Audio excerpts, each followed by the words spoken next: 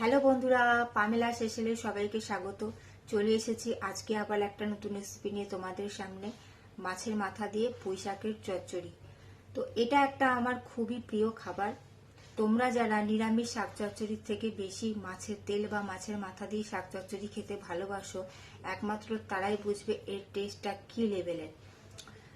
তো রান্নাটা শুরু করার আগে তোমাদেরকে বলে রাখি, তোমাদের যদি আমার রেসিপি, আমার পোস্ট, আমার ভিডিও ভালো লাগে তাহলে অবশ্যই আমার চ্যানেলটি সাবস্ক্রাইব করে আমার পাশে থেকো। তোমরা যদি আমার পাশে থাকো তাহলে আমাকেও তোমাদের পাশে পাবে। চলো তাহলে আজকে আর কথা বাড়াবো না, দেখে নাও মাছের মাথা দিয়ে পুঁই শাকের চচ্চড়ি আমি কিভাবে বানাই। আর তোমরা কিভাবে বানাও সেটা অবশ্যই আমাকে কমেন্টে জানাবে। তাহলে চলো শুরু করি আজকের রান্না।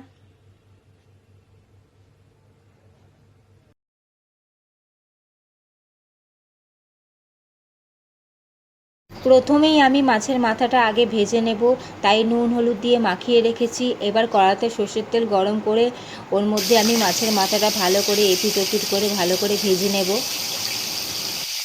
ফ্রিজে আগে থেকেই এই হাফ একটা মাছের মাথা পড়েছিল, আর দেখলাম বাড়িতে পুঁই শাকও রয়েছে, তাই ভাবলাম এইটা ইউজ করে ফেলি পুঁই শাকের মধ্যে। মাছের মাথাটা ভেজে আমি তুলে রেখেছি। এবার ওই তেলের মধ্যেই আমি একটু পাঁচফোড়ন দিচ্ছি।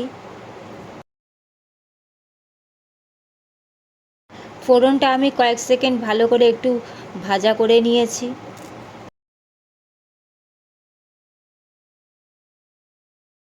এইবার আমি আগে থেকে কেটে ধুয়ে রাখা আলুগুলো দিয়ে দিচ্ছি।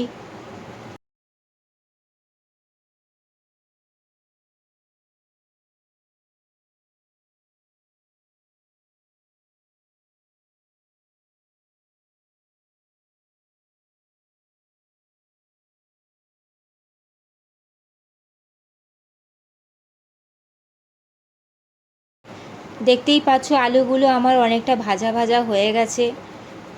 এখন আমি কেটে রাখা কুমড়ো দিয়ে দিচ্ছি।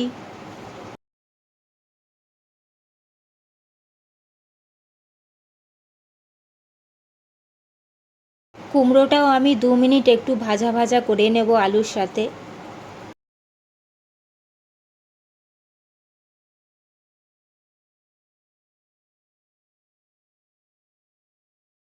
দেখো কুমড়োগুলো হালকা ভাজা ভাজা হয়ে গেছে।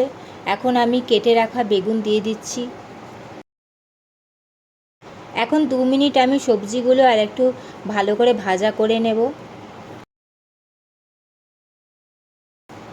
দেখো সবজি আমার ভাজা হয়ে গেছে। এখন আমি আদা আর রসুন বাটা, হাফ চামচ আদা বাটা আর হাফ চামচ রসুন বাটা আমি দিয়ে দিলাম।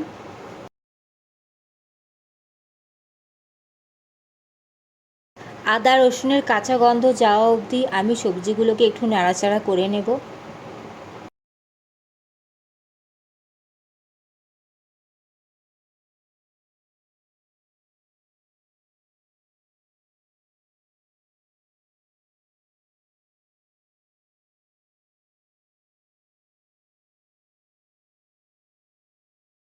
দেখো আদা রসুনটা ভালো করে আমার কষানো হয়ে গেছে।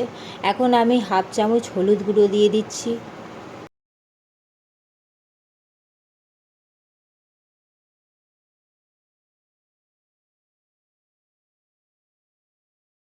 এর সাথেই আমি হাফ চামচ একটু লঙ্কার গুঁড়ো দিচ্ছি।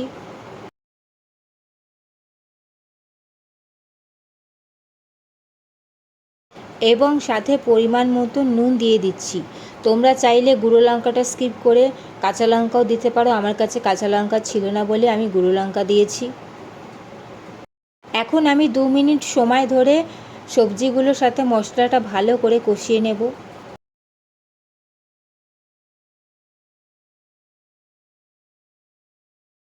সবজিটা আমি মশলার সাথে ভালো করে কষিয়ে নিয়েছি।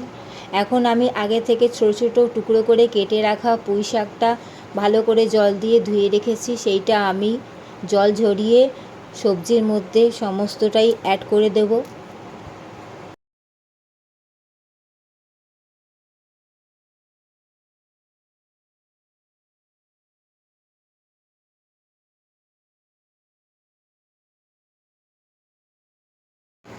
এখন আমি সবজির সাথে পুঁই শাকটা ভালো করে মিশিয়ে নেব এবং এই শাকের মধ্যে কিন্তু আমি কোনো রকম জল দেব না। এই শাক থেকে যা জল বেরোবে সেই জলেই পুরো শাকটা আমার সেদ্ধ হয়ে যাবে।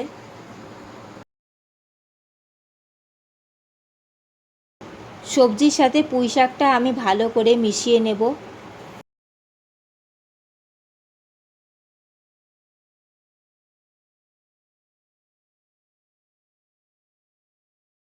ভালো করে নাড়াচাড়া হয়ে গেছে। এখন আমি গ্যাসের ফ্লেমটা লোতে রেখে আমি ঢাকা দিয়ে শাকটা সেদ্ধ করে নেব।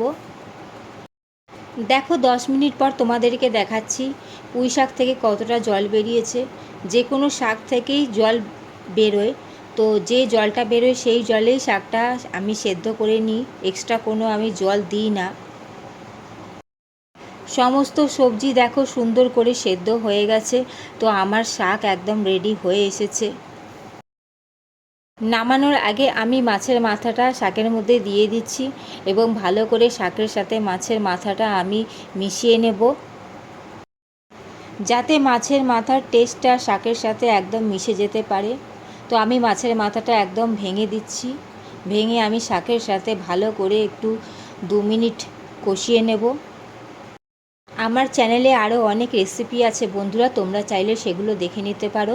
তোমাদের যদি আজকের আমার এই রান্না ভালো লাগে তাহলে অবশ্যই আমাকে লাইক কমেন্ট করে সেটা জানাবে। তোমরা যারা নতুন, যারা এখনও আমার চ্যানেলটি সাবস্ক্রাইব করোনি, তারা অতি অবশ্যই আমার চ্যানেলটি সাবস্ক্রাইব করে আমার পাশে থেকো।